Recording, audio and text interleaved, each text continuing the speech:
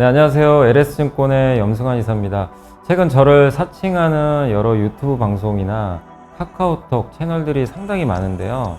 저는 이제 LS증권과 함께하고 있는 이 연불리와 함께 채널에서 공식적으로 방송을 좀 하고 있고, 저를 사칭하거나 돈을 달라고 한다거나 리딩을 원하거나 이런 것들은 다 사기일 가능성이 높기 때문에 여러분들이 각별히 주의를 하셨으면 좋겠습니다. 네, 안녕하세요. 염승환 이사입니다. 저 오늘 2025년 3월 5일 시장 함께 읽기 시작하겠습니다. 오늘 미국 증시 상황하고요.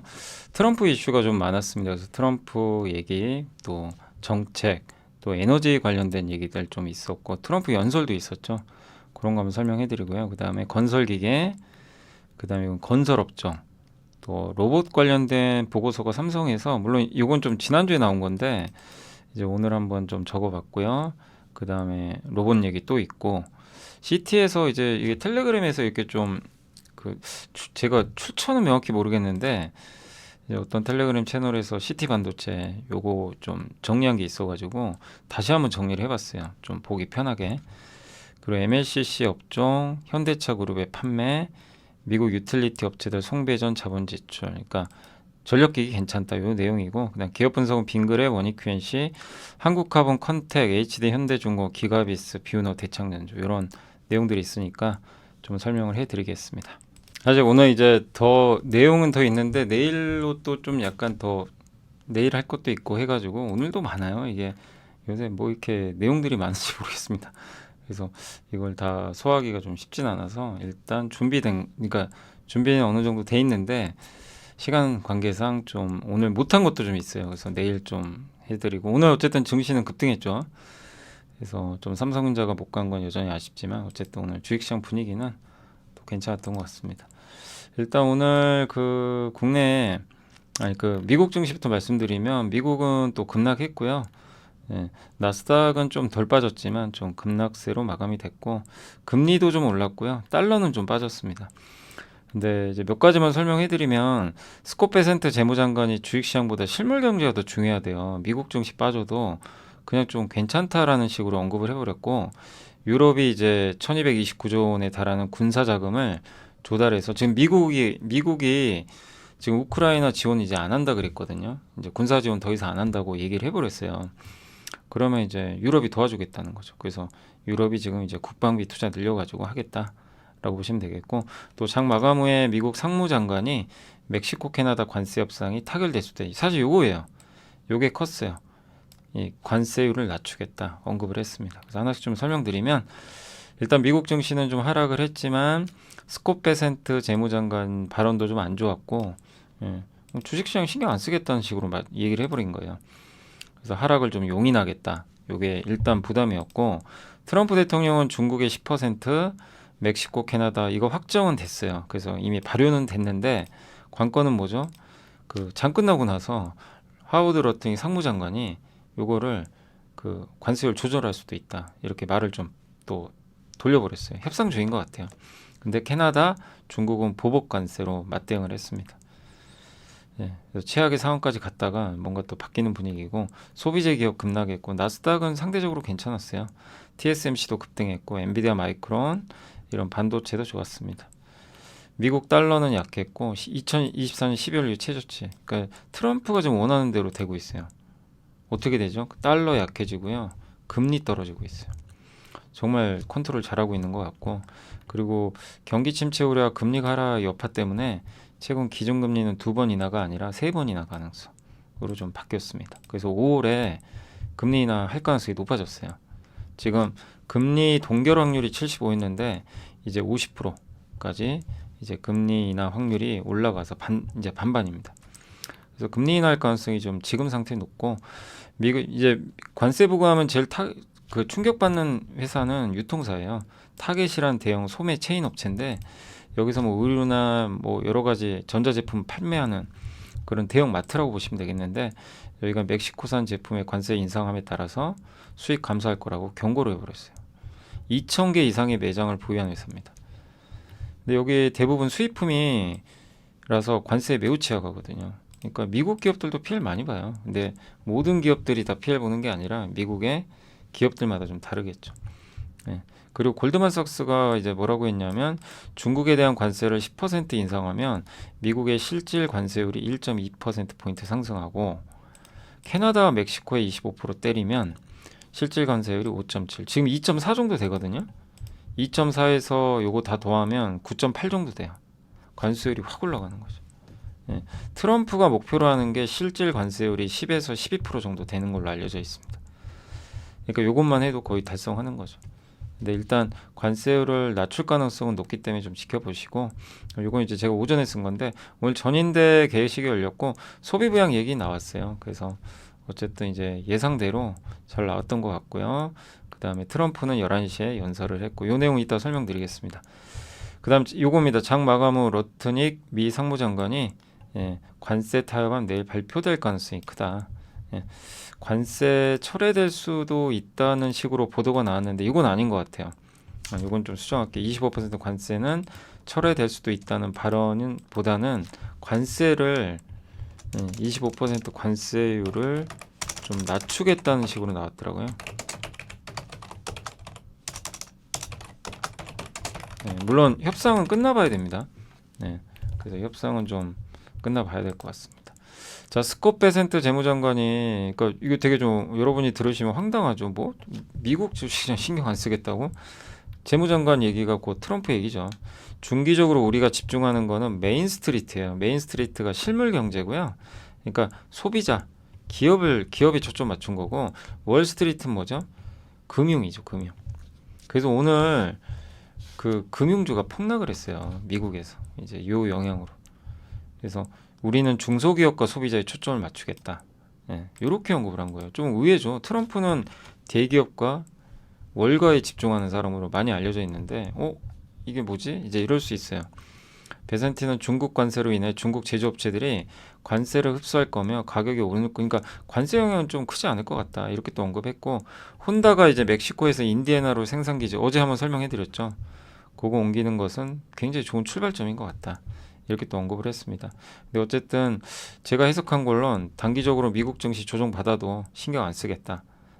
금리를 무조건 떨어뜨릴 것 같아요. 금리를 계속 떨어뜨려 가지고 경기가 안 좋아지면 금리가 떨어지거든요. 근데 어쨌든 금리가 떨어지면 이 금리가 더 떨어진다고 생각하면 어떡하죠? 채권을 사겠죠. 주식보다. 채권에 투자하면 수익이 나거든요. 금리 떨어지면 채권 값이 오르니까. 그래서 채권 수요가 그럼 증가하겠죠.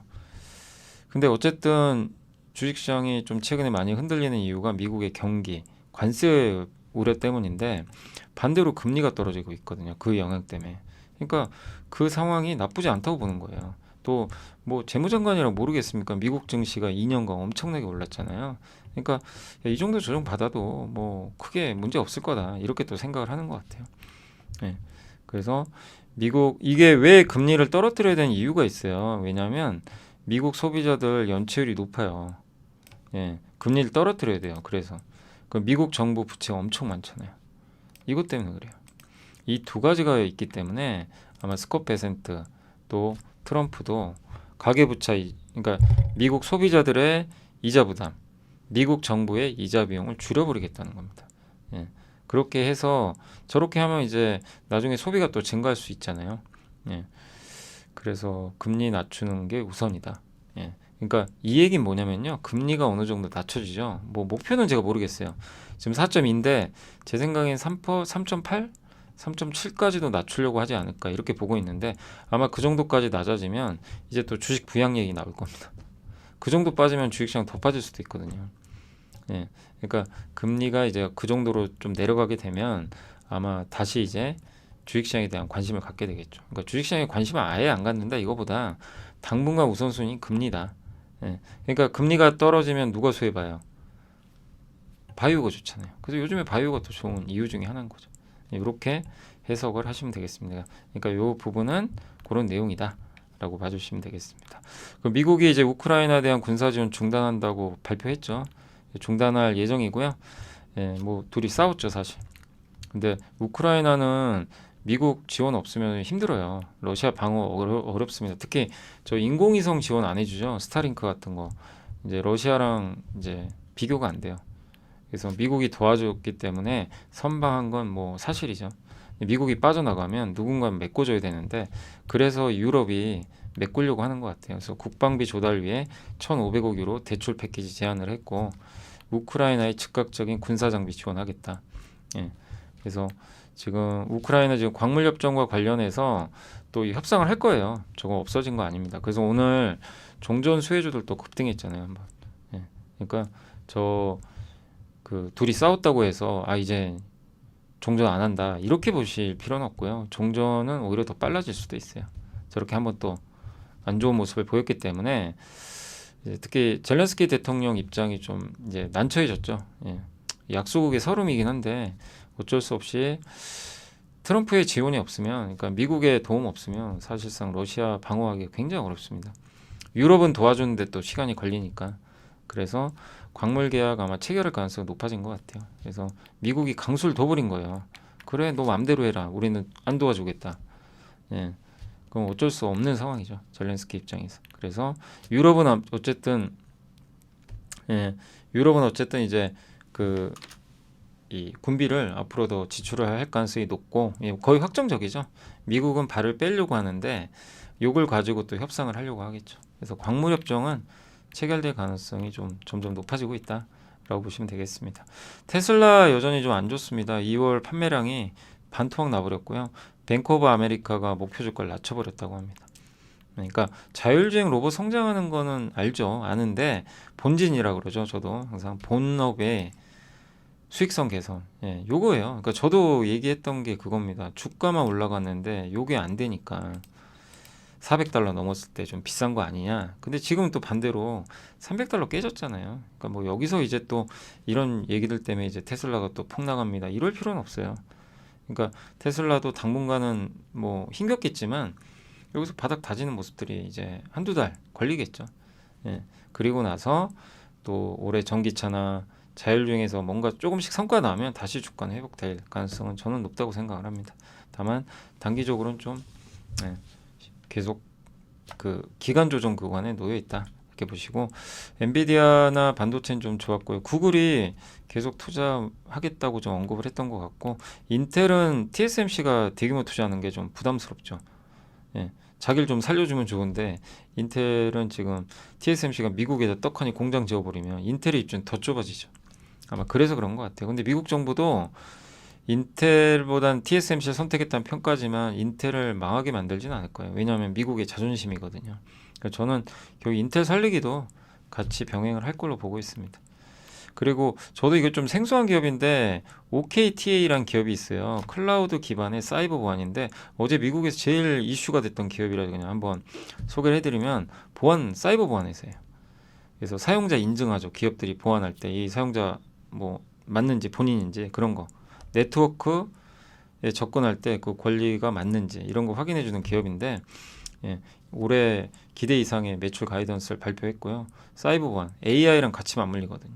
기업들이 점점 보안이 더 중요해지죠. 그래서 OKTA 주가가 무려 24%나 급등했다. 어제 그 약세장에서 이렇게 급등해 버리니까 이제 시장 참가자들이 저 기업이 뭔가 해서 이제 많이 검색들 하신 것 같더라고요. 베스트바이는 마이너스 13.3%나 폭락을 했고요. 아까 타겟과 똑같습니다. 가전제품 유통사죠. 우리나라로 따지면 베스트바이, 그 롯데하이마트. 근데 지금 멕시코에 가전제품 공장들이 많으니까 이거 관세 부과하면 비용이 올라가죠. 당연히. 이걸 누가 떠왔냐면 베스트바이 같은 유통사가 떠와나요. 그러니까 좋을 리는 없는 거죠. 그리고 JP모건이 오늘 급락했고 뱅크 오브 아메리카, 시티그룹 다 급락했습니다. 아까 말씀드린 금융주, 금융보단 실물경제 신경 쓰겠다. 이게 좀 부담이었던 것 같습니다. 그리고 오늘 주요 이슈 오늘 뭐 두 가지밖에는 없지만 좀 내일로 좀 미룬 것도 있어요. 그래서 아무튼 근데 에너지 이슈가 좀 많아서 첫 번째가 이게 국제금융센터 오정석 전문위원님이 그 쓰신 자료를 제가 한번 요약을 좀 간단하게 좀 해봤는데, 트럼프 대통령이 뭐 아시겠지만 미국 역사상 처음으로 국가 에너지 비상사태 선포했죠. 그래서 원유, 천연가스 이거 뭐 다 어느 정도 아시는 내용이실 거고, 세계 에너지 패권 확보하겠다. 막대한 이 원유와 천연가스 이용해서 개발해서 이거 하겠다는 거죠. 이게 효과가 많아요. 원유, 천연가스 개발해서 고용 창출, 무역 수지 개선, 대외 경쟁력 개선, 동맹국가의 관계 강화. 이런 데 활용하겠다는 거죠. 바이든 행정부의 LNG 신규 수출 동결 조치를 2월 14일 해제했고, 트럼프 2기와 바이든 행정부 화석연료 정책 비교인데, 바이든은 뭐죠? 신재생이죠. 이거 다 화석연료 다 취소해요. 인프라 취소, 수출, LNG 수출 중단, 청정에너지. 정반대죠. 그러니까 이제 조선주나 피팅 뭐 이런 게 좋을 수밖에 없는 거죠. 원유 가격은 그리고 러우 전쟁 종전 협상이 타결돼서 아마 큰 폭의 하락 가능성이 높아요. 사실 종전되면요 유가가 급락할 가능성이 굉장히 높습니다. 근데 그걸 원하죠 트럼프는. 유가 떨어뜨려야 돼요 무조건 트럼프 입장에서. 그래야 인플레를 낮추니까. 그런 내용이니까. 그래서 한번 이렇게 우리가 이런 내용은 이제 많이 공부는 했지만 한번 더 정리한다는 의미로 보시면 좋겠고. 그리고 미국 요거 2월 26일 날 기사 혹시 기억나세요? 알래스카 LNG 프로젝트 한번 제가 설명해 드렸던 것 같은데, 근데 오늘 뉴스가 또 나왔어요. 미국 통상 고위 당국자가 알래스카 가스 개발 사업에 일본에 한국도 참여해라. 근데 이거 트럼프도 오늘 얘기했잖아요. 알래스카. 그러니까 이미 일주일 전에 나온 기사가 있는데 트럼프가 오늘 한 번 더 발언으로 확인을 해줬고요. 알래스카에서 대규모로 이제 우리나라 돈으로 60조 넘는 돈 투자해서 LNG 프로젝트 할 거고, 알래스카에서 생산된 그 화물을 LNG를 저 북서항로 캐나다 위쪽, 알래스카 위쪽 통해서 그린란드 지나서 아마 유럽에 운송하는 게 목표인 것 같아요. 그래서 쇄빙선도 필요하고, 어제 한번 쇄빙선 설명해 드렸죠. 그런 것도. 그래서 여기서 이제 원래 여기서 만든 거를 밑으로 보내요. 그 여기서 이제 밑으로 파나마 운하 통해서 이렇게 가는 건데 유럽으로 너무 멀잖아요. 여기서 바로 보내면. 근데 쇄빙선이 없어요. 북극 항로가 북서 항로인데 얼음이 너무 많은데 쇄빙선 없으면 갈 수가 없습니다. 아무튼 요거 개발하겠다는 겁니다. 여기 프로젝트로.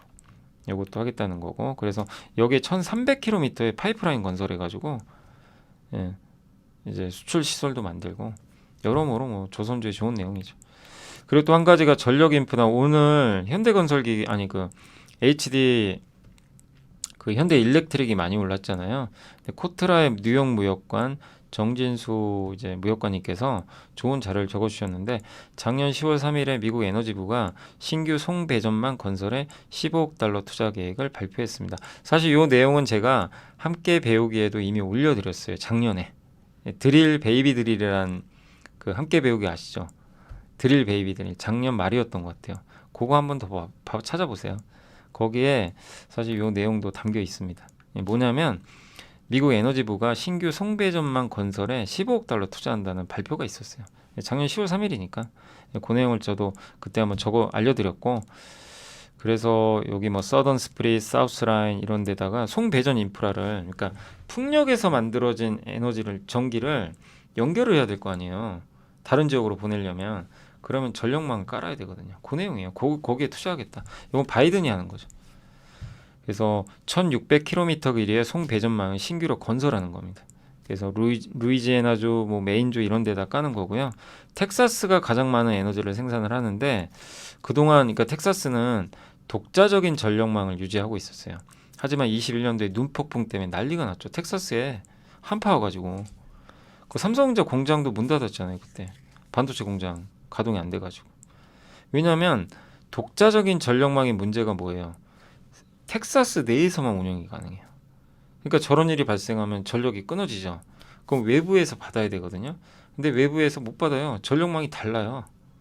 그러니까 저 옆에 있는 예를 들면 뭐 캘리포니아에서 만약에 이걸 끌어와요. 뭐 유타주나 못 써요. 달라서 망이 좀 황당하죠. 그렇게 돼 있어요. 그래서 폐쇄적이에요. 근데 이거를 이제 바꾸겠다는 겁니다. 그래서 텍사스는 이제 여기가 텍사스 요거 기억하실지 모르겠어요. 요거 예전에 한번 보여드렸던 거죠. 작년 말에. 그래서 보시면 요게요. 요게 이제 그 지금 라운드 2 작년에 발표된 요 진한 파란색. 요거 라운드 1은 요 옅은 파란색은요. 이게 23년도에 발표된 겁니다. 그래서 요게 이제 그 텍사스주 여기 보시면 요쪽에 이렇게 연결해 주겠다는 거죠. 뭐 이렇게 그 연결을 해서 그 라인을 깔아주겠다. 뭐 이런 식으로 보시면 될 것 같아요. 그래서 여기가 텍사스인가요? 저도 헷갈리네요. 여기가 캘리포니아고 저도 뭐 이렇게 주의 위치는 잘 몰라서 아무튼 이제 서로 연결하는 겁니다. 이렇게 어떤 의미냐면 태양광 있죠. 여긴 뭐죠? 풍력 있죠. 예, 아무래도 바이든이다 보니까 저런 신재생 에너지에서 만들어진 거를 요 주에서 만들잖아요. 보내야 돼요. 다른 주로. 그러니까 여기서 만든 풍력의 전기를 이쪽으로 보내는 겁니다. 예. 그러기 위해서 뭘 해야 돼요? 전력망을 깔아야 되는 거예요. 이건 이거대로 깔고 지금 노후화된 전력망도 너무 많고 그러니까 지금 미국은 전력 인프라 투자가 최근에 전력망 관련주들 좀 안 좋았지만 계속 늘어날 수밖에 없는 거예요. 그러니까 우리나라 전력기기 업체들도 이런 이제 모멘텀이 아직은 존재한다는 거죠. 예. 그래서 미국 변압기 시장 여전히 커질 수밖에 없고 이렇게 이게 미국 변압기 시장 규모래요. 뭐 꾸준히 늘어납니다. 그리고 트럼프 대통령 미국 제조업 경쟁력, 미국의 공장 지어라. 전기 필요합니다. 그럼 당연히 또 전력망 또 깔아야 돼요. 예. 뭐 지난 작년에도 많이 말씀드렸던 내용입니다. 그래서 스페인 에너지 기업도 작년에 미국에서 돈 많이 벌었고 전선 기업, 우리나라에는 뭐 LS, 대한전선 뭐 이런 기업들이 있겠죠. 예. 또 현대일렉트릭, 효성중공업, 대한전선 여기 다 나와 있네요. 예.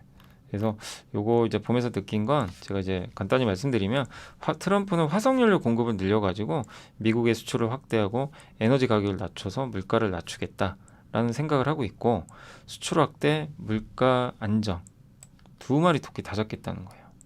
요게 트럼프의 목표입니다. 화석연료를 많이 만들어서 예. 돈도 벌고 물가도 낮추자. 요 정책이에요. 예. 하지만 미국의 에너지 정책만으로는 움직이기 쉽지가 않은 거죠. 혼자서는. 그래서 전쟁이 끝나야 되고요. 중동 오펙 플러스에서 감산 의지가 꺾여야 돼요. 예. 그래서 미국만의 힘으로 안 돼요. 근데 지금 어떻죠? 오펙 플러스가 예상보다 감산을 줄이기 시작했어요. 예. 어제 말씀드렸죠. 전쟁 끝날 가능성 높아지죠. 예. 트럼프가 원하는 대로 좀 뭔가 바뀌어요. 그래서 에너지 가격이 더 떨어질 가능성도 좀 높은 상황입니다.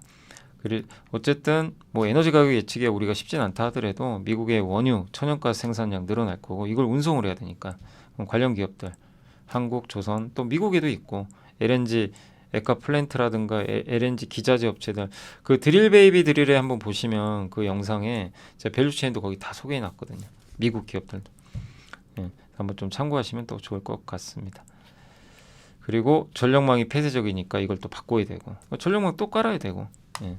그래서 예. 다만 전선 변압기 관련주들이 워낙 주가가 많이 올랐으니까 항상 늘 말씀드리지만 적절하게 좀 조정받을 때 그때를 이용하자라고 다시 한번 말씀을 드리고 싶습니다. 그래서 한번 이제 요거 정리를 한번 해드렸고 트럼프 의회 연설이 있었는데 오늘 이제 몇 가지만 좀 말씀드릴게요. 오늘 저녁에 아마 쇼츠도 올라갈 거예요. 쇼츠에도 요거 간단하게 제가 3분, 쇼츠는 3분밖에 안 돼요. 3분만 해야 돼서 사실 옛날에 1분짜리였는데 그래서 3분 안에 그냥 간단하게 한번 쇼츠도 올라가니까 참고해 주시고 핵심은 반도체 법안 폐지하겠다.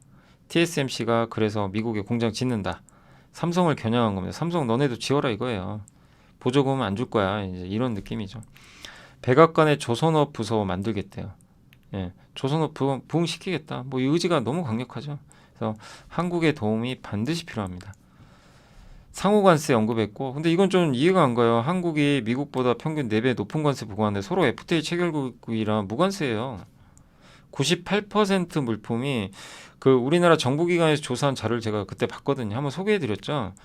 98%가 서로 무관세예요. 한국만 무관세가 아니라 미국도 다 서로. 예.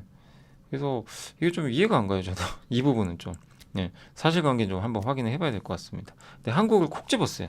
한국은 미국보다 4배 높은 관세, 상호관세 때리겠다. 이렇게 했는데 이게 맞는 건지 잘 모르겠습니다. 우리나라 입장이 좀 부담스럽고 알래스카에 한국, 일본 비롯한 여러 국가 아까 설명드렸죠. 오늘 한 번 더 확인해줬고 미국에 더 많은 석유 수출 허용하겠다. 재정 지출 축소시키겠다. 부채를 줄이겠다. 의회에 감세 법안 통과 요청하겠다. 감세할 거예요 이제. 그리고 그 미국에서 물건 안 만들어 관세 때린다. 관세 부과 끝나면 물가 잡겠다. 예, 이제 목표가 있고 에너지 비용 줄이겠다. 예, 아까 설명드린 에너지 내용과 비슷하죠. 또 미국에서 만들면 대출이자 세금 공제 예, 해주겠다. 국가 안보 위해선 그린란드. 이게 그린란드를 가져간다는 게 저는 너무나 좀 그렇긴 한데 아무튼 그린란드 필요하대요. 가져가겠다. 파나마 운하. 오늘 뉴스 나왔는데 블랙록 있죠? 아까도 제가 라이브 할 때 한 분이 이제 질문해 주시더라고요. 블랙록이 파나마 운하 운영권을 가져갔다 이런 뉴스가 있는데 이렇게 되면 여기 파나마 운하 통과할 때 중국산 배에다가 관세 그 세금 때리는 거 아니냐 벌금. 근데 그건 쉽지 않을 거예요. 왜냐면 거기에 중국에서도 들어가 있거든요. 그래서 아마 파나마 운하는 블랙록이 가져간다고 해서 미국 거라고 보긴 좀 어렵고 실제 어쨌든 파나마가 갖고 있기 때문에 거기 또 중국과의 관계가 있거든요. 그래서 중국산 배에 때리기는 쉽지 않을 겁니다. 근데 어쨌든 거길 통과해서 미국에 들어가는 배는 중국 배라면 이제 미국 항구에 도착하는 순간 벌금입니다. 러시아 우크라이나 종전 협상 진행 중이고 그죠? 예. 아마 젤렌스키 대통령 돌아올 거라고 언급을 했습니다. 그 내용 한번 요약을 해드렸으니까 참고하시고 오늘 못한 거는 내일 좀 해놨거든요. 그래서 내일 3월 6일 것도 좀 내일 한번 들어봐 주시고 오늘도 좀 많아요. 오늘 건설기계 이것도 되게 굉장히 긴 보고서인데 일단 건설기계 업종 안 좋았잖아요. 지난 한 2년간 굴삭기. 근데 오랜만에 좀 긍정적인 레포트입니다. 그래서 작년에 고금리, 높은 재고, 미국 대선 불확실 정말 안 좋았지만 올해 하반기부터 좋아질 거래요. 왜냐 금리 인하되고 낮아진 그 딜러들의 재고 예, 효과로 업황이 올라갈 것 같고 또 트럼프 이게 행정부가 인프라 투자나 법인세 인하 가능성이 있어서 좋을 것 같다. 북미 쪽에서는 어쨌든 이제 모기지 금리가 좀 떨어지면 지금 금리 떨어지죠. 그럼 주택 경기가 올라갈 거예요. 하반기에. 그걸 얘기하는 것 같아요. 그래서 또 미국 내 생산 기지 갖고 있는 업체가 좋고 그래서 두산 마켓이 좋죠. 미국에서 생산이 67%나 되거든요. 관세부가 없는 거죠. 북미 비중이 무려 75. 요게 이제 두산 마켓의 생산 기지인데 주로 여기 북미 있죠. 미국이. 그 신흥 시장은 이제 두산 마켓보다는 이제 현대 건설 기계죠. 중국 시장도 살아날 걸로 보고 있고요. 장비 교체 주기가 도래하고 있고 인도는 인프라 투자 지속하고 있고 근데 다만 전반적으로 고금리 고환율 때문에 조금 수요 회복은 좀 느린 편이다. 이런 내용이고 그리고 제가 읽어보니까 우크라이나 재건 기대감은 너무 높게 가져가지 말래요.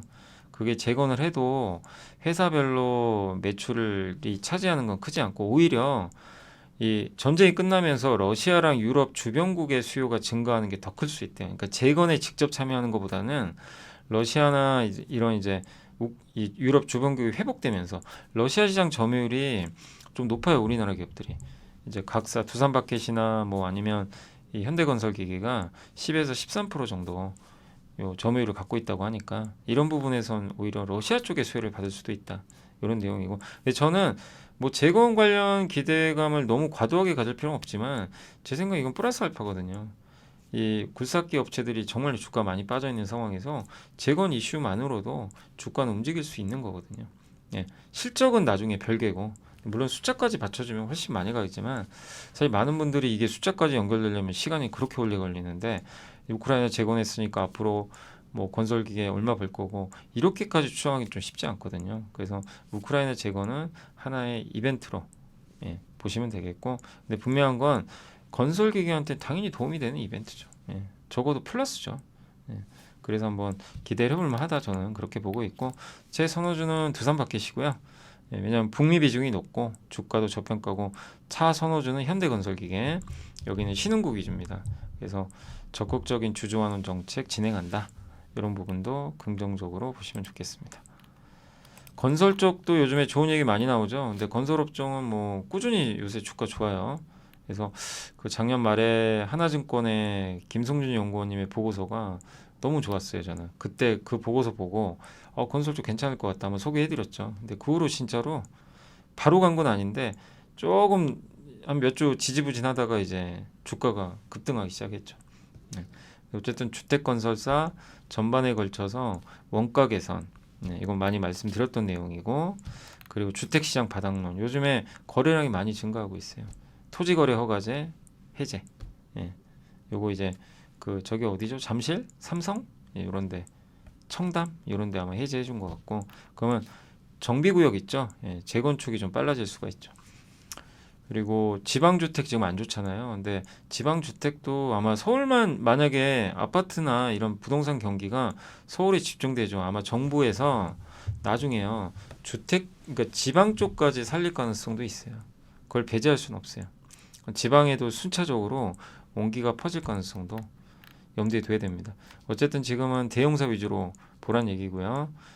탑10 분양 점유율도 점점 늘어납니다. 지금은 탑10 10개 대형사가 아파트 분양의 48%나 차지해요. 그래서 건설업종 긍정적으로 보고 있고요. 로봇 관련주에 대해서는 이제 삼성의 모빌리티 팀에서 현대차에 대한 이제 전략을 적어주셨는데, 이제 현대 기아가 글로벌 판매 정체죠. 돈은 잘 벌어요. 근데 중국 전기차 위협 뭐 이런 것들. 근데 저는 사실은 현대 기아가 중국과는 크게 경쟁 안 한다고 봐요. 왜냐하면 시장이 달라요. 현대 기아는 중국에서 경쟁 안 합니다. 중국에 점유율이 없어요. 그리고 미국에서 중국 차랑 경쟁 안 하죠. 어디서 경쟁하죠? 신흥국하고 유럽. 인도도 경쟁 안 해요. 왜? 중국이 못 들어가요. 인도는. 결론은 현대차의 핵심은 여러 지역이 있죠. 인도, 그 다음에 어디죠? 인도랑 한국, 또 저기 미국, 유럽 요 네 개거든요. 여기가 가장 중요한데 여기서 실제 경쟁하는 거는 어디예요? 유럽밖에 없어요. 그래서 저는 이 부분은 뭐 중국 전기차의 위협은 크지 않다, 저는 오히려 그렇게 보고 있고, 그 다음에 이제 BYD도 한국 시장 진출하는데 뭐 한국 사람들이 탈까요? 저는 잘 모르겠어요. 이거는 저도 잘 모르겠어요. 여러분 어떠세요? BYD 차가 나왔어요. 우리 한국 사람들 이제 그게 있잖아요. 중국 차를 무시하잖아요. 사실 그죠? 되게 무시하죠. 예, 중국 차 타면 좀 중국 차 왜 타지? 약간 이런 느낌이 사실 있잖아요. 그러니까 BYD가 한국 진출했을 때 과연 살까? 가격이 싸면 또 살 수 있어요. 막 1,000만 원대 나오면 뭐 중국 차면 어때? 예, 야 가격이 싼데 그런 이제 가능성도 있는 거죠. 예, 그래서 우리나라는 자국차에 대한 선호도가 너무 강하잖아요. 그리고 해외차, 외제차 하면은 사실 어디입니까? 독일만 쳐주죠. 이제 그러다 보니까 그게 되게 좀 장벽이 강한데 과연 BYD가 한국에 성공할 수 있을지 그건 잘 모르겠어요. 근데 어쨌든 뭐 아직 뭐 BYD가 한국에 온다고 해서 뭐 걱정할 단계는 아닌 것 같고요. 예. 자율주행 요건 좀 문제죠. 테슬라 중국 업체 대비 그러니까 저는 문제가 요거라고 봐요. 요걸 빨리 쫓아가야 돼요. 현대차가 또 로봇이 만드는 현대차의 강점으로 전 볼 수 있는 게 이제 아틀라스가 올해부터 이제 현대차 공장이 들어가요. 테스트해요. 그래서 만들 거예요. 자동차를 만드는데 투입이 돼요. 인간용 로봇이. 그러면 비용을 줄일 수가 있습니다. 이거를 얼마나 빨리 해내는지 테슬라 그걸 하려고 하는 거고 현대차도 빨리 그걸 해내면 좋은 거죠. 그래서 저는 보스턴 다이내믹스 지분 인수한 건 너무나 잘한 것 같아요. 몇 년 전에 구글 어디죠? 소프트뱅크인가? 거기서 인수했죠. 그래서 28년도에 양산 목표로 하고 있고 핵심은 뭐죠? 현대차 그룹이 로봇으로 일단 또 한 번에 도약을 하려고 그래요. 자동차도 있지만 그룹 매출의 앞으로 20%까지. 그래서 여기에 승부를 건 거예요. 보스턴 다이내믹스가 정말 중요합니다. 자금력 풍부하죠. 완성차 공장에서 테스트 가능하죠. 자체 로봇 공장 있죠. GM 토요타랑 협력하죠. 엔비디아 AI 모델 갖고 오면 돼요. 거기다 통합해서 비용 줄일 수도 있어요. 그리고 원가의 절반이 액추에이터, 관절 있죠. 로봇. 요거를 현대모비스랑 HL 만도가 만들고 있고 현대모비스는 보스턴 다이내믹스의 31개의 액추에이터를 지금 개발 중에 있고요. HL 만도는 이미 만들었대요. 만들어서 납품 중에 있다고 합니다. 그리고 올해 3월에 전고체 배터리 시험 라인. 근데 이게 요새 전고체 배터리주들 막 오르는데 너무 또 흥분하시면 안 돼요. 왜냐하면 시험 라인이에요. 네, 시험 라인 물론 중요하지만 양산이 더 중요합니다. 네, 2030년이에요. 아직 너무 멀었어요. 보이시죠? 이때 양산해요.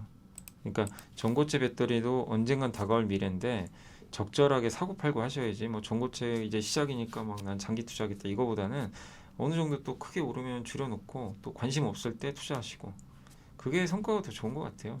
여러분. 왜냐하면 아직은 좀 머니까. 네. 그리고 자율주행 시장 전망 및 대응 전략 이제 뭐 말씀을 드리면 어쨌든 테슬라가 좀 FSD를 한국에 도입하려고 좀 그 고민을 좀 하고 있는 것 같은데 이렇게 되면 현대차한테 좀 부담이죠. 근데 현대차가 테슬라 걸 받을까요? 그건 잘 모르겠어요. 예. 왜냐하면 이제 구글 웨이머랑도 좀 협력을 하고 있어서 구글 걸 받지 않을까 하는 생각도 좀 하긴 하는데 왜냐하면 현대차도 포티투닷이란 기업이 있어요. 인수했죠. 그래서 거기 자율주행 기술 갖고 있거든요.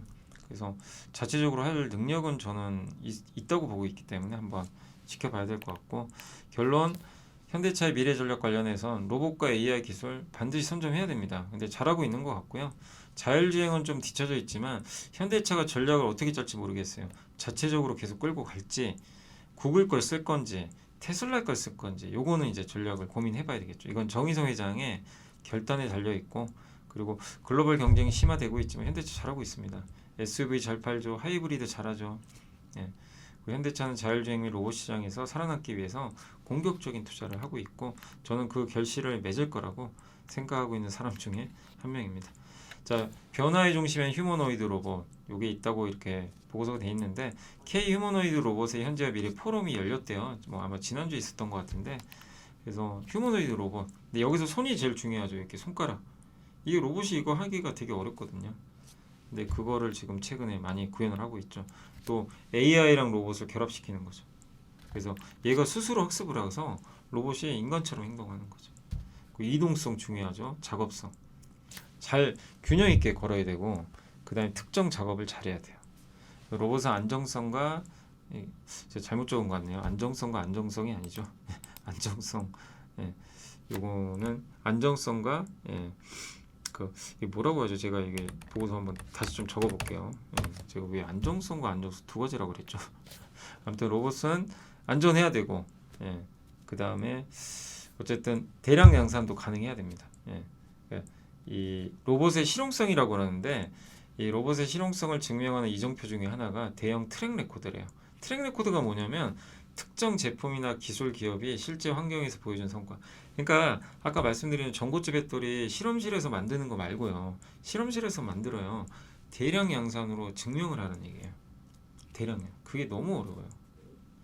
로봇도 마찬가지예요. 그냥 하나 만드는 게 중요한 게 아니라 실제 이 로봇을 이용해서 우리 인류가 정말 사용을 해서 도움이 돼야 된다는 얘기죠. 그리고 대량 양산까지 해줘야 돼요. 실험실이 아닌 실제 성과. 요게 트랙 레코더입니다. 요게 정말 중요하다. 여기까지는 좀 시간이 필요해요. 방향은 맞는데 또 촉각 기술, 여기 손가락, 폼팩터 표준화가 안 돼 있어요. 물리적 형태가. 그런 것들. 그러니까 로봇도 결국엔 아직은 휴머노이드 로봇이 초기 국면이니까 당연히 여러 이슈들은 계속 나올 거예요. 표준화도 해야 되고, 촉각 기술도 더 발전시켜야 되고, 액추에이터도 더 정교하게 만들어야 되고, 그 다음에 여기 트랙 레코드도 검증이 돼야 되고. 그러나 이 방향 이런 거, 야, 이런 게 아직 많이 남았으니까 로봇 안 해, 이런 게 아니라 이제 가는 방향이죠. 방향은 맞는데 빨리 올지 느리게 올지는 좀 지켜봐야 될 것 같아요. 근데 전 세계 많은 빅테크가 여기에 뛰어들고 있잖아요. 지금 이제 경쟁이 펼쳐지겠죠. 그래서 주목할 기업은 지금 당장 수혜를 받을 수 있는 액추에이터예요. 이건 저도 많이 강조를 드렸죠. 핵심은 액추에이터. 로보티즈랑 하이젠 RNM 요 두 개가 요 액추에이터 관련주죠. 그래서 이것도 예전에 한번 설명해드렸고, 원익 로보틱스가 원익 홀딩스가 갖고 있습니다. 여기가 그 메타의 로봇 관련 기업으로 알려져 있죠. 원익 홀딩스고 홀리데이 로보틱스 여기는 비상장입니다. 그래서 국내 로봇주는 그리고 대기업이 투자를 잘 보자, 이런 내용입니다. 이게 이제 그 로봇의 손가락이죠. 그리고 이게 파란색이 휴머노이드 로봇의 거래 대금이에요. 확실히 많이 늘었죠. 지난 1년간은 휴머노이드 로봇 관심도 없었어요. 그죠? 완전 바뀌었죠. 그러니까 앞으로 로봇은 인간용 로봇이 어쨌든 주도할 수 있다. 여기에 대장주는 누구죠? 레인보우 로보틱스입니다. 그 회사가 이제 삼성이 인수가 됐기 때문에 그 레인보우 로보틱스를 잘 보셔야 돼요. 투자라는 게 아니라 레인보우 로보틱스가 가는 방향에 따라 로봇주가 바뀌어요. 그러니까 대장주로 항상 인식을 하시면 좋겠습니다. 자, CT에서 반도체 보고서가 나왔는데 좋아진대요. CT는, 그러니까 제가 결론 내드리면 CT는 좋게 보고 있어요. 공급보다 수요가 많을 거래요. 이런 내용입니다. 그래서 수요 15% 증가, 공급은 13.9, 서버 디램이 주도한다. 낸드도 균형을 잃을 거래요. 낸드 되게 안 좋았잖아요. 가격도 오른다. 근데 다만 디램이 많이 오르고, 낸드는 뭐 가격이 연간 6% 하락은 하지만 이전 전망보다는 하락폭이 감소. 분기별로는 올해 1분기까지는 조정, 2분기부터 가격 반등. 그래서 3분기에 본격적으로 디램 가격 오릅니다. 그러니까 3분기에 좋아지면 지금 반도체 주식은 사야 돼요. 이게 맞으면 미리 투자해야죠. 좋아질 때 투자하는 게 아니잖아요. 그죠? 오히려 3분기에 주가 고점 나올 수도 있어요. 오히려 만약에 이제 내년에 꺾인다면 그건 모르는 거니까. 근데 내년까지 이어지면 3분기도 계속 가는 거고. 그래서 이 논리가 맞으면 반도체 지금 부진하지만 투자할 시기는 맞다 이렇게 오히려 보고 있고 글로벌 투자도 이제 조금씩 증가하겠죠. 예. 그래서 하이닉스, 마이크론, 삼성에 대해서 매수 의견. 예. 그 AI 관련 HBM 수요는 증가하는데 공급은 크게 못 느니까 혜택을 계속 받을 것 같다. 또 AI 좋고 서버도 좋고 차세대 HBM 그리고 옛날보다 공급을 안 늘려요. 그래서 사이클이 굉장히 견조할 수 있다는 얘기예요. 그래서 이런 걸 본다면 우리 반도체 뭐 지금 주가 부진하다고 실망할 이유는 전혀 없는 것 같습니다. 때를 기다리시면 되겠고 MLCC 일본의 MLCC 3사 무라타 타이오 유덴 TDK 삼성전기 우리 여기가 실적 발표했는데 핵심은 AI에 들어가는 MLCC는 개수가 8개 필요해요. 저 서버에 들어가는 거. 그래서 AI 쪽 수요 너무 좋다 이런 얘기를 했고요. 근데 만드는 업체가 몇 개 없다. 공급 제한. 이보다 좋을 수 없죠. 수요는 폭발하는데 만드는 업체가 몇 개 없어요. 그럼 이들이 다 가져가는 거죠. 이게 AI 쪽이고 그 다음에 전장, 자동차, 뭐 중국 전기차 시장 성장. 자동차에 들어가는 MLCC는 중국 회사가 잘 못 만들어요. 그래서 무라타가 세계 1위고요. 삼성전기가 세계 3위. 이들 외에는 안 돼요. 중국 전기차 시장 좋아진다. MLCC가 수혜를 받는 거죠. 그리고 스마트폰은 너무 큰 기대하지 말래요.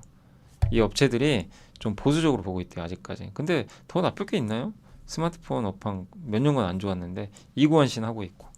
그러니까 이것도 더 나쁠 건 없는 것 같아요. 오히려. 그래서 1분기 업체들 실적 좋을 것 같대요. 왜냐하면 다수 업체들이 스마트폰이 안 좋다고 얘기를 했는데 그렇게까지 안 좋은 건 아니니까.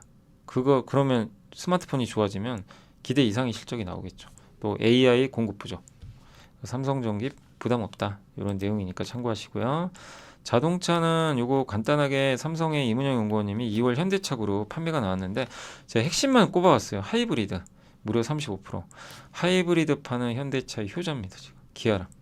그래서 닛산 스텔란티스는 판매량이 망했어요. 폭락했어요. 근데 현대 기아는 판매량이 4.1, 8.4나 증가했어요. 아니, 현대차 기아 요즘에 안 좋다 막 하는데도 판매는 계속 증가. 그 효자는 하이브리드. 예. 하이브리드가 좋으면 어디가 좋냐? 그것도 한번 고민해 보시고 또 RV, SUV죠. 여전히 잘 나갑니다. 현대차의 핵심은 SUV예요. 하이브리드랑. 이 두 가지로 돈 많이 버는데 이번에도 증명을 했습니다. 펠리세이드, 투싼, 코나. 예. 그래서 명백하게 좋은 데이터죠. 근데 주가 반응은 뭐 그래서 어쩌라고 이런 거죠. 관세 때릴 텐데. 그게 좀 아쉽죠. 전력기기는 이제 미국의 발전자 회사들 있죠. 예, IPP 민간 발전사로 보시면 우리는 한국전력과 우리도 민간 발전사가 있어요. SK가스 같은. 예, 또 SK이노베이션, HDC의 통영 에코파워 이런 데가 민간 발전사인데 미국에도 있어요. 독립 발전 사업자. 이들이 그 투자를 많이 할 거래요. 어디? 송배전에. 배전 사업에. 그러니까 미국의 서부 쪽은 샘프라라는 기업이 있는데 자본 지출 16% 증액합니다. 24, 28년 대비 25년, 29년 올리는 거죠. 여기에 대부분은 송전 배전에 할당하게 돼요. 어마어마하죠. 아메리칸 일렉트릭 파워 여기 다 상장된 기업들입니다. AEP 여기도 25% 더하겠다. 송 배전망이 60% 배당 이제 투자금을 배치하는 거고 동부 지역에서는 콘솔리데이티드 에디슨이 여기도 지금 기존 대비 8.7% 확대한다고 합니다. 공통적으로 어디 투자하면 송배전 전력만 깔겠다는 거예요. 왜 이게 부족하니까 노후화되고 아까 에너지 한번 설명드린 거랑 일맥상통하죠. 실제 요거는 발전회사들이 말로 하는 게 아니라 이제 하겠다. 송배전. 그만큼 이쪽 시장이 커지고 있다라는 또 반증입니다. 자 그리고 이제 기업 분석은 빙그레 뭐 원래 빙그레 4분기에 적잖아요. 아시죠? 메로나 잘 안 드시잖아요. 겨울에는. 그죠? 아무래도 어쩔 수 없는 거죠. 그래서 늘 적자인데 이번에 처음으로 흑자 났어요. 계절성이 약해지는 거죠. 그 이유가 수출이 잘 돼요. 미국에서 메로나가 인기가 많거든요. 또 바나나맛 우유도 인기가 어느 정도 있고 그래서 미국 매출이요 폭발하고 있습니다. 보이시죠? 54%. 베트남. 예. 근데 아직은 전체 매출에서 수출이 차지하는 건 비중이 낮아요. 근데 점점 올라오겠죠. 그래서 내수는 아직 부진하고 예. 해외 비중이 이제 점점 높아진다면 이렇게 매출 꾸준히 증가하는데 해외 비중이 지금 한 13%까지 올라온 것 같아요. 요게 이제 점진적으로 올라오고 있으니까 그럼 매출 성적이 나오겠죠. 그래서 어쨌든 계절성도 약해지고 있어서 매우 긍정적이다. PER도 7.7배로 저평가. 그래서 해외 매출이 꾸준히 느는지만 매분기 확인하시면 좋을 것 같습니다. 원익 QNC 오늘 아침에도 라이브 할 때 한 분이 물어보시더라고요. 근데 요새 좀 주가 안 좋죠. 실적이 안 좋아요. 왜냐하면 반도체 전공정. 근데 앞서 설명드렸죠. 시티증권에서 반도체 업황 개선될 거다. 전통 반도체도. 그러면 원익 QNC도 결국 시간 문제죠. 좋아질 가능성이 있습니다. 그래서 지금 안 좋다고 안 좋은 게 아니라 앞으로가 중요한 거니까요. 쿼츠라고 있어요. 이 식각이나 뭐 어떤 반도체 공정할 때 가혹한 환경에서 웨이퍼를 이렇게 받쳐주거든요. 근데 웨이퍼가 이게 어쨌든 이제 요걸 받쳐줄 때 식각이나 이런 거 할 때 이 부품들이 받쳐줄 때 그게 막 손상을 입어요. 그래서 소모성 부품이라 그래요.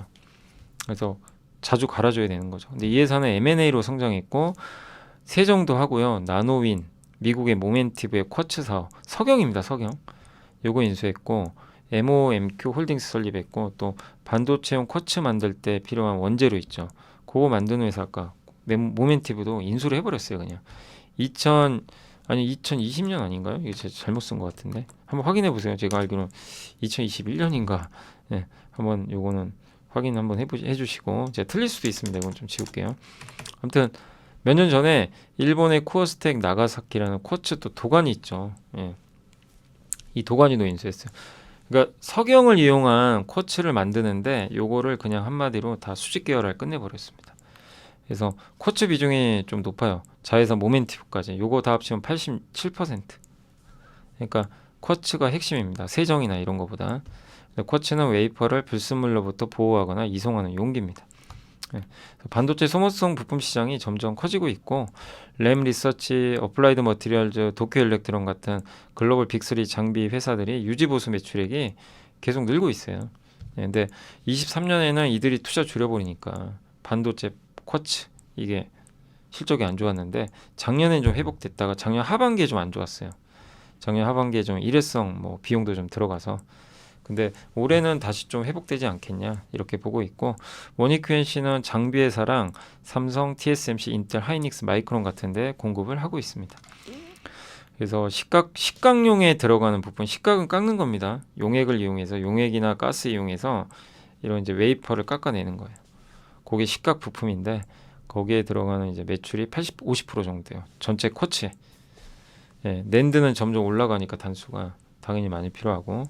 근데 작년 4분기에 모멘티브 일회성 때문에 적자를 좀 기록해서 좀 실적은 좋지 않았지만 올해는 회복될 걸로 보고 있습니다. PER 낮고요. 근데 이렇게 주가가 많이 안 좋았던 이유는 명확해요. 실적이 안 좋았는데 왜 안 좋냐?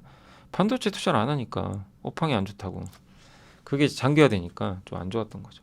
근데 올해 하반기부터 이제 돌리면 투자도 좀 늘어나겠죠. 그래서 지금은 업황 회복을 보고 기회로 삼을 구간이 아닌가라고 말씀을 드리겠습니다. 자, 이제 공시가 오늘은 좀 몇 개 있어요. 한국카본이 어제 이제 공시가 있었는데 이거는 많이 작년에 워낙 많이 설명드렸던 기업입니다. 동성화인텍하고 아마 많이들 제 방송 들으신 분들은 이제 이 회사 뭐 하는 회사인지 다 아실 거예요. 본행제 LNG 열을 차단해주는 LNG는 영하 162도인가 165도로 얼려요. 천연가스를 얼려버리면 어떻게 돼요? 액체로 바뀌어요. 그래서 LNG를 하는 거죠. 액화 천연가스. 예. 근데 무려 44.35% 매출 대비 대규모 공급 계약을 현대중공업과 맺었습니다. LNG 운반선에 저게 필요해요. LNG 운반선에 단열재라고 하는데 요거를 해서 LNG를 여기다가 보관을 하는 거죠. 그래서 운송하는 거예요. 기화율이라고 하는데 이게 조금씩 빠져나가요. 이 LNG가 이 조금씩 기화됩니다. 기체로 바뀌어요. 그걸 기화율인데 이게 높으면 큰일 나죠. LNG가 손실 보잖아요. 예. 그럼 그게 다 돈인데 기화율이 낮아야 돼요. 근데 기화율이 되게 낮아요. 한국카본은 0.07% 정도의 최상급 본행제 제조 기술을 갖고 있는 걸로 알려져 있습니다. 주로 현대중공업과 삼성중공업이 공급하고 있고요. 이번에 현대에 공급을 해서 LNG 운반선 수주가 잘 되면 당연히 같이 가는 거죠. 그래서 그리고 요거 예전에 이제 그 미국 LNG 수출 프로젝트에 따른 연도별 필요 LNG 운반선인데 뭐 보시면 이것도 예전에 한번 보여드렸던 자료죠. 예. 요게 아마 어디였죠? 하나증권이었나? 하나증권에서 이제 보고서 보고 제가 또 참고해가지고 이제 한번 만들어본 이제 내용인데 연평균 35척 발주하는데 앞으로 이렇게 많이 필요해요. 물론 이거는 예상입니다. 이렇게 무조건 된다는 아닙니다. 근데 앞으로 발주가 늘어날 가능성이 높기 때문에 긍정적이고 컨택은 위성 영상 운영해주는 업체죠. 한국수자원공사에 공급을 했습니다. 매출 대비해서 굉장히 높은 비중이고요. 아무튼 오랜만에 이런 수주가 나와서 긍정적이고 현대중공업 VLEC가 뭐냐면 에탄 운반선입니다. 에탄. 예, 에탄도 가스거든요. 얘를 얼려요. 액체로 바뀌어요. 아까 LNG랑 똑같은 거 천연가스 얼리면 LNG, 에탄을 얼리면 엘리. 예, 그래서 여기 화학 제품을 에탄가스를 액화로 바꿔버리는 겁니다. 이거는 영하 아마 89도로 얼리면 돼요. 그러면 얘가 액체가 돼요. 그래서 이걸 보관해서 가는 선박이죠. 이것도 만들기가 되게 어려워요. 그래서 고부가 가치 선박입니다. 그다음 기가비스가 아마 무라타로 추정합니다. 2월에도 한번 했었죠. 2월에도 한번 공급하고 이번에 또 했어요. 제가 아무리 찾아도 연간 15조 버는 일본 기판 회사는 무라타밖에 없어요. 연간 15조 매출. 이게 찾아보니까 연간 15조로 만든 게 무라타밖에 없어요. 그래서 원래 반도체 기판 대표 제조사가 이비덴인데 여기 매출 4조거든요. 그러니까 안 맞죠. 왜 그러냐면 공시에 매출 15조라고 나와 있어요. 근데 어느 회사인지는 비밀이에요. 추정을 해보면 무라타밖에 없어요. 그래서 아마 지난 1호라고 이번에 2번 연속 공급을 한 것 같습니다. 뷰너는 여기 임원이 매수를 했고요. 6,300만 원어치. 대창단조는 증자했습니다. 아니 증자가 아니라 증여. 박안식 회장이 아마 아드님 같아요. 박건일 대표한테 38억 정도 되는 걸로 증여했고 증여 단가는 아직 결정 안 됐지만 증여 2개월 후까지 이제 가격을 보고 평균 내서 결정이 될 것 같습니다. 여기 굴삭기 회사죠. 굴삭기 부품. 그래서 한번 참고하시면 되겠습니다. 자, 오늘 이제 장이 끝났고 한번 또 시장 보도록 하겠습니다. 오늘 국내 증시 급등했습니다. 아침에 조금 지지부진하다가 이제 오후에 들어올렸고 코스닥은 아침보단 좀 오히려 약했어요. 근데 오후는 확실히 이제 대형주가 좀 움직이다 보니까 주가가 좀 급등했다. 대형주 중심으로. 오늘 외국인은 정말 주식 얘네 도대체 언제 사는 거야? 주식 살 생각을 안 하네. 예. 오늘 조선주 엄청 팔았어요, 외국인들. 보이시죠? 조선주, 전기전자 막 그냥 집중 매도 해버렸습니다. 방산 여기다 팔았고 오늘도 연기금이 좀 받아줬습니다. 그래도 뭐 어쨌든 외국인이 팔아도 오늘은 영향은 없었습니다. 섹터로는 오늘 그 가스관 시추하자 원유 시추하자 막 계속 알래스카 이러고 있죠. 트럼프가. 그럼 당연히 이쪽 관관, 피팅 뭐 이렇게 영향을 좀 받겠죠. 셰일가스. 오늘 그 굴삭기 회사들 강했고 거기서 진성TC도 이제 같은 아까 대창단조 그리고 해운주도 강했고요. 오랜만에 페노션 좋았습니다. HMM도 요즘에 좋고 우크라이나 재건 건설주도 오늘 급등해 버렸어요. 현대산업개발 뭐 DLENC 할 것 없이 뭐 건설주 투자 아이디어도 좋았던 것 같고요. 그동안 종합상사도 좋았죠. 예. 그러니까 제가 지난주에 함께 배우기에서 이번 주죠. 월요일 날 올라갈 영상 아마 보셨겠지만 그 재건 이슈잖아요. 거기에 의외로 상사주가 수혜받을 가능성이 좀 있어요. 상사. 예. 재건 관련해서 여러 가지 이제 것들을 공급하니까 그래서 아마 오늘 또 상사주들 근데 또 상사주 중에서 왜 포스코인터가 저렇게 날아가냐면 얘네 LNG 운송이에요. 그러다 보니까 이제 미국에서 LNG 수입할 때 야, 포스코인터가 수혜 아니야 이제 이러면서 더 올라간 거 아닌가 그런 생각이 드는데 아무튼 상사주도 최근에 이제 이런 이슈들에 수혜를 받는 것 같고요. 또 조선주도 오늘 현대중공업 좋았는데 하나오션은 오늘 좀 안 좋았던 것 같습니다. 근데 하나오션이 오늘 글쎄요 굳이 빠질 이유가 있는지 모르겠네요. 많이 오른 거 말고. 근데 어제 많이 올랐죠. 어제 좀 너무 오바는 했죠 사실.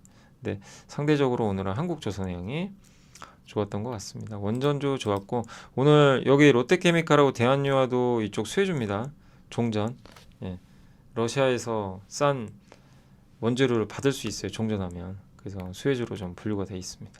그래서 아무튼 이런 섹터들이 뭐 다 급등했습니다. 다만 오늘 은행주 안 좋았고 미국과 똑같죠. 엔터주 좀 최근에 올랐다 오늘 좀 빠졌고요. 그리고 영화 관련주 일부 빠졌고 삼성전자 좀 빠졌고 뭐 그 정도입니다. 그래서 오늘은 거의 대다수가 강세를 보였다. 삼성 좀 빠진 게 아쉽지만 하이닉스 급등, 삼성바이오 또 급등했고 현대차 관세율 좀 주는 거 아닌가 이 기대감이 있고 하나오션 너무 올라서 그런 거고요. 은행주는 이제 미국과 똑같이 빠졌고 변압기 좋았고요. 포스코인터 상사주 그다음에 마린솔루션도 좋았던 것 같습니다. 코웨이가 오늘은 좀 빠졌네요. 두산바켓도 오늘 올라갔고 현대미포만 좀 혼자 못 갔죠. 근데 오늘은 좋았습니다. 가스공사도 오늘 급등했습니다. 코스닥은 알테오젠이 좋은 가운데 오늘 제약바이오 여전히 좋았고요. 그리고 보로노이가 7% 가까이 올랐고 네, 펩트론도 좋았던 것 같습니다. 네. 엔터주가 좀 안 좋았어요. 엔터주가 오늘은 조금 부진했던 게 좀 특징이고 그리고 또 뭐가 있나요? 예, 뭐 코스닥도 대부분 괜찮았네요. 예, 일부 뭐 개별주 좀 빠진 거 빼고는 코스피는 아무튼 재건, 뭐 강관 업체, 뭐 트럼프의 정책 수혜주 막 이런 것들이 다 급등했습니다. 반면 풍력주는 어제 그 CS 윈드가 해지당했어요. 그 계약을 해상풍력. 예, 뭐 미국 업체인지 안 알려졌는데 해상풍력 수주 받은 거 크거든요. 그거 계약 해지 통보 받았습니다. 해상풍력이 쉽지 않은 것 같아요. 그러니까 CS 윈드가 좀 이제 어려운 상황이죠. 미국 정책의 최대 피해주예요.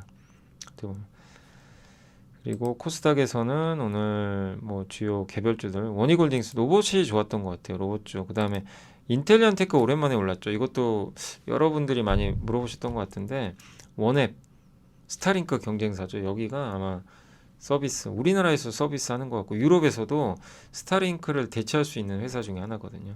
그래서 아마 원앱이라는 회사가 있죠. 거기다 원앱, 유텔셋 여기에 안테나 공급하니까 그쪽에서 그러니까 스타링크랑 관계가 없는 회사예요. 인텔리안테크는 스타링크에는 공급을 안 하고 주로 유럽에 이 원앱이나 유텔셋 이런 데 공급을 하니까 아마 그래서 아마 좀 수혜주로 분류가 된 것 같습니다. 그리고 BHI 뭐 글로벌 텍스프리 성광밴드 근데 오늘 좀 실적은 안 좋았더라고요. 파인테크닉스는 오늘 뭐 잘 모르겠네요. 저도 심텍 좀 빠졌고 그다음에 JYP 서진시스템 카페24 이런 기업들은 좀 쉬어갔던 것 같습니다. 자 오늘도 좀 이게 내용이 너무 많아서 제가 오늘 만약에 있는 거 다 했으면 1시간 반 해야 됩니다.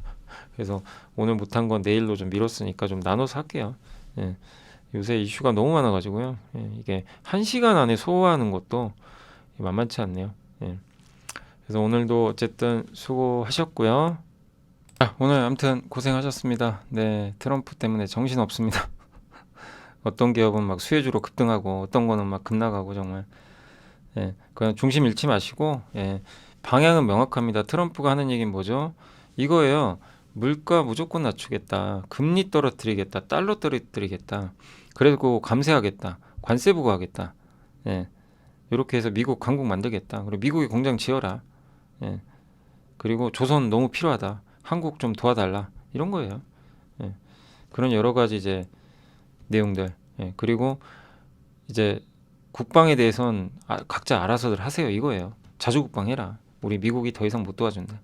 예. 이런 이제 것들로 뭐 함축적으로 압축할 수 있겠죠. 에너지는 화석 연료고 예. 그런 뭐 부분이라고 보시면 좋겠습니다. 또 언제든지 바뀔 수 있으니까 뭐 그런 것들은 또 업데이트 해드리겠습니다. 자, 또 오늘 너무 고생하셨고요. 저는 또 내일 찾아뵙겠습니다. 감사합니다.